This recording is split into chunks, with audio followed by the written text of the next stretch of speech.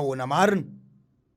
Hoaiza re no hiafaran'ny Madagasikara, ny eo tsy milamina, ny eo mitsikafona ihany. Isan-kerinandro misy foana ny zavatra matsikaiky miseho amin'izao fitondrana izao. Tsy mahagaga izany satria ny lohany mihitsy no matsatso, dia ny filoham-pirenena izany. Miaina amin'ainga sy ny famitam-bahoaka ko tsy mahagaga raha toa ka izao no hiafaran'ny vahoaka malagasy. Ny zava-miseho isan-kerinandro amin'izao fitondrana izao io mantsy dia taratry ny fitantanan-draha ara-panjakana eto amintsika. Ary tsy olon-tsotra fa olona mitazona andraikitra ambony avokoa no ahitana tsy fahalala-vorariana io. Ary ireo izay miaraka amin'ny fitondrana ihany koa, toy ny raharaha écran plat, ny raharaha bonbon sosety 7 miliara ariary, ny volamena 7,5 kilao izay nanjavona, ny fisina super ministre izay manjakazaka tanteraka eto amin'ny firenena, sekretera jeneraly na ministera, ny tifitra olona tamina Kalaknikov sy nandraona jeneraly Amperinasa, diplôma osoka, ny Apollo 21, ny CVO natao bizina, ny fanodikodinana vola fanampiana tamin'ny Covid-19, ireo EPP manara-penitra, tsy amperintaona dia saika apotika avokoa, ny filazana fa misy ny kasa amony ny saiga, ny kere, ny alatra soni, ny fiaramanidi ny tafika tsy voalohany rajoelona vola, ny fisina ministra 3 andro no ny afera maloto.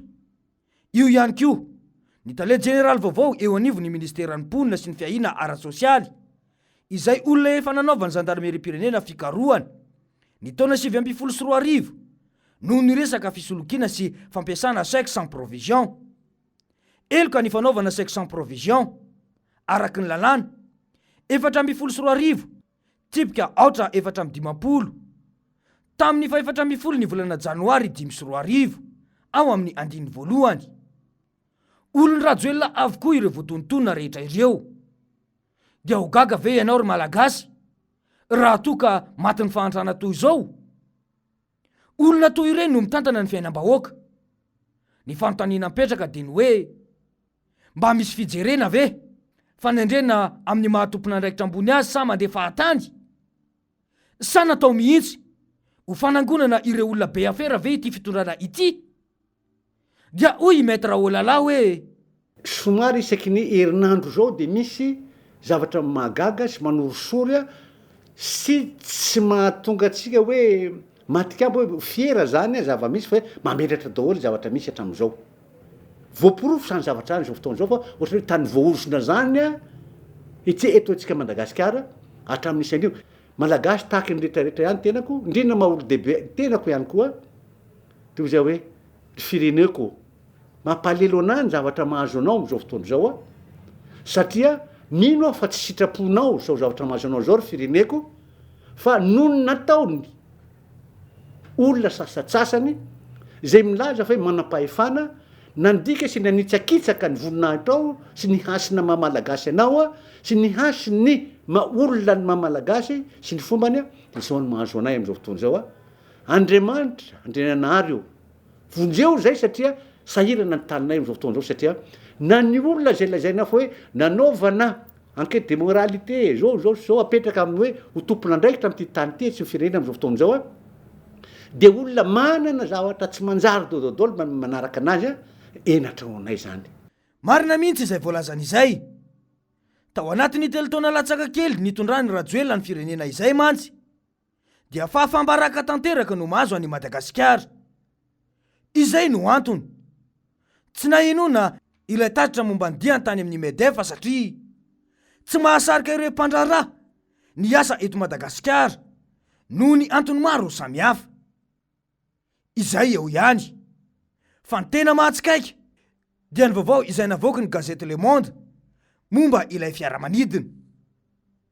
Ny fahatelon'ny volana Jona 2024 no nilaza ampahy be maso ihany rajoelona fa ny vidéroplanina fitaterana miaramila ho an'ny tafika malagasy. Izy io izay mitentina 7,3 tapitrisa euro. Nivoaka ny lahatsoratra an-gazety vahiny Le Monde io fa mbola tsy voalotanteraka ity fiaramanidina ity. 4 tapitrisa euro no efa lany nandoavana ity fiaramanidina ity hatreto. Raha tambatra vola tsy voaloha sy ny karaman'ireo mpanamory miampy ny mpikarakara ity roplanina ity ireo rehetra ireo dia mbola ananany Sofema izay orinasa nividianana azy 5 tapitrisa euro latsaka kely ny firenetsika. Fiaramanidina izay indro nampiasaina tao anatiny roa taona, izany hoe taorian'ny matso ny 9 ny volana Jona 2024 dia nisidina tokana nataony tamin'ny volana Febroary 2024. Arak'izany very vola 4 tapitrisa euro ny malagasy. Antony nofoanan'ilay orinasa Sofema ny fifanarahana ara-barotra ny fanaovana. Dekret anefa no nandraisany Andry Rajoelina ny fitrosana ity fiaramanidina ity. Tsy nandalo parlementaire izany na fiarana tamin'ny vahoaka malagasy. Na tiana na tsy tiana dia mpanao gazety any ivelany no namoaka ity vaovao ity, ary mazava ho azy fa vaovao mari-pototra tanteraka. Ny tena ahihina amin'izao resaka izao dia fa motsimbola indray no ao ambadika izao. Dia hoy ny mpanao politika hoe zany hoe zay zavatra lazain'le mpitondra fanjakana dia ohatrany laingy avokoa, satria raha le resaka mandeha zany amin'izao fotoana izao dia hoe ay kay le izy zany tsy novidiana fa nofaina, ary tsy voalohany io fa ny amin'izao fotoana izao dia takiny ilay no tompon'ilay roplanina. Ary efa nisy article koa tamin'ny gazety Le Monde izay nilaza ny olay fitakiny ny orinasa frantsay izay tompon'ilay roplanina io, ilay roplanina mangina nefa mitondra fanjakana amin'izao fotoana izao, zany hoe mangina ilay filoham-pirenena, mangina ny ministra ny tafika izay isan'ny voakasika ihany koa, sode sanatria misy karazana fanodikodinam-bola ihany koa ao ambadika izy, satria miaranare kosa tsika fa nilaza ny mpitondra fanjakana fa nividy an'io, nisy volam-panjakana ve zany navoaka nividiazaina fa nividianana an'io ilay roplanina io, sa tsy nisy raha sanatria ka nisy zany dia verina hoe fa tafahoatra kosa ny zavatra ataon'ilay mpitondra fanjakana. Mazava ny nambarany teo. Nitondra fanazavana ihany moa ny teo anivy ny ministera ny tafika, saingy tsy naresy lahatra firy satria nolazainy fa vokatry ny Covid-19 tao Afrika sy ny pitsopitsony maro samihafa no antony tsy nahazahoana io fiaramanidina io. Tsy voandroany raha teo no nahitana tsy fahatomombanana izao fitondrana Rajoelina izao, ka rary ny raha tsy mahatoky azy ireo intsony ny vahoaka malagasy. Izay no mbola mampiavaka ny antoko tiako i Madagasikara izay tariny Filomary Karavalomanana sy ny olom-boafidy ao anatiny ity antoko ity. Matotra ara-potokevitra sy fitantanana no sady entitra amina fampiarana disiplinina, eny fa nasamy ao anatiny antoko aza. Tsy izay ameny paosy no mahamaika fa ny vahoaka aloha. Hitantsika tsara ohatra ny fietsika ataony rehefa midina ifotony na mandeha miantsena ireny izy, izay tena maharary ny vahoaka no jereny voalohany. Raha ny fitsidihana nataony tao Imeritra Tosika ohatra dia hitantsika fa ny fampianarana no nitaraina ny sarababem-bahoaka taminy avetrany dia nividy fitaovam-pianarana ny tenany. Santony an'io fa maro no fietsika ampisehoany fa te hanavitra ny vahoaka malagasy izy ary te hampandroso ny fiainam-bahoaka. Tokana tarigetra dia ny amerina indray ny asy ny vahoaka malagasy izay itsakitsahany ny fitondrana Rajoelina izao. Efa nambarany fa manana vahaolana amin'izao fahoriana izao izy. Tsy izay ihany no hitarafana io fanavotam-pirenena io, fa eo ihany koa ny fietsika aseho ny resolombavambahoaka izay lany sy novolavolainy ny antoko izay tariny. Ohatra kaiky ety manaraka ity.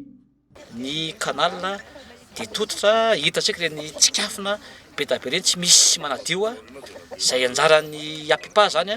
Eo koa ny tohadrano simba izay fanaovako antsoantso amin'ny mahasolom-bavambahoaka mandraindraikitra ny apipa sy ny ministera ny agriculture fa tsy mandraindraikitra ao anatin'izay.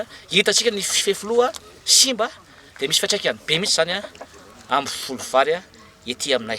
Io ny tena fiveloman'ny olona, ary le makibetsy mitantatra zany dia nisan'ny ngeza indrindra eto Madagasikara ary mamelona olona maro eto Antananarivo fa tsy Ambohimanarina ihany. Ka noho izany maheno sy nahita ary hiarana zany olona zany ny tena matatsahan'ny tena sy ireo tatsaha maro dia amidiny ety fotony tena koa ny tena hoe manampy amin'ny arakasa hita maso ary tsy vitan'izay any a fa manotritra ny tenako zany a fanampiana ho an'izy ireo zany a ho fanaovana ny barazy ny fefoloha zany a mba hanatsarana zany a dia mitondra ny tsanambony takarana zany a na araboly io a na ara fitaovana na arakasa miaraka amin'ny tatsaha ohatra n'izao a satria zay ny tokony ilain'ny mpitondra hita amin'ity fireneny ty a tsy vitan'iny ambony latabatra fa misy potaka mihitsy a misy na ranony maloto mba miaraka amin'ny olona satria ny fitondrana efa tsy miasa efa tsy mijery ny tatsaha de na tsy andraikitsy ny somba mobaoka ary zany a de tsy maintsy midina ny tena zany a manampy ny mpiarabelona amin'ny tena ao anatin'izay solom-bavam-bahoaka todsoandriamampandry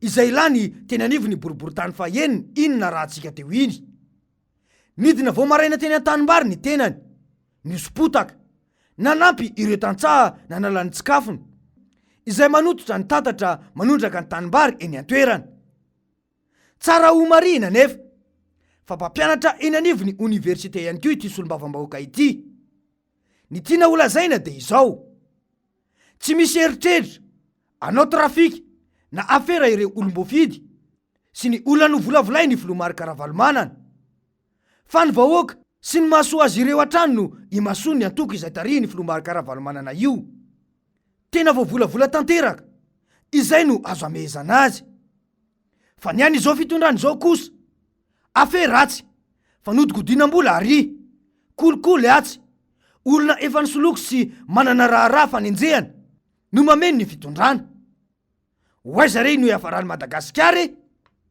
fa ahoana mariny